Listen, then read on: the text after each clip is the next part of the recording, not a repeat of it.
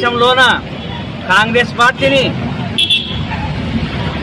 అవహేళనంగా చూస్తున్న రోజుల్లో మరి దాని పార్టీని బాధ్యతగా సీఎం స్థానానికి తెచ్చిన ఘనత రాజశేఖర రెడ్డి గారు పాదయాత్ర చేస్తూ రైతులకి ఉచిత విద్యుత్తు, రుణమాఫీ, అలాగే ఇందిరమ్మ గృహాలు, ఫీజు రీయింబర్స్మెంట్, ఒకటి కాదు రెండు కాదు రకరకాలు పేదలకి ఏమేమి కావాలో అన్ని సౌకర్యాలు అందించి ఈ రాష్ట్రంలో గుడిసెలు లేని రాష్ట్రం చేసిన ఘనత రాజశేఖర రెడ్డి గారు.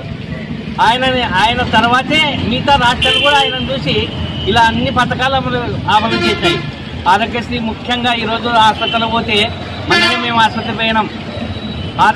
పేరుకి ఆరోగ్యశ్రీ కానీ ఒక బాటిల్ కొనాలన్నా డబ్బులే, ట్యాబ్లెట్ కొనాలన్నా డబ్బులే. మరి ఎక్కడ పోయిందో అదే ఆరోగ్యశ్రీ జగనన్న 25 లక్షలు పెంచిండే. అంటే ఒక 1000 రూపాయలకి ఎక్కువైతే మొత్తం గవర్నమెంటే భరిస్తుండే. ఈరోజు కర్నూలు ఎక్కడ చూసుకోండి, చాలా హీనమైన బతుకులు బీదలవి. పనిచేయడమే ఆరోగ్యశ్రీ, ఈ గవర్నమెంట్లో ఎప్పుడు ఆరోగ్యశ్రీ పనిచేయడమే లేదు. మరి ఇటువంటి మహానుభావుడు ఆయన ఎట్లా కలలు కానీ అట్టెల్లో రాష్ట్రాన్ని ఆ రచ్చబండ కార్యక్రమం పోయి అర్ధాంతంగా చనిపోయేదానికి రాష్ట్రమే కొన్ని వేల మంది చనిపోయేది.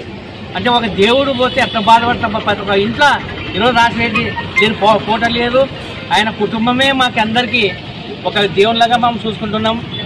మరి మా జగనన్న సీఎం చేసుకొని ఇవన్నీ పథకాలు అమలు చేసే వరకు మాకు ఇదే కష్టపడుతూ ఉంటాం.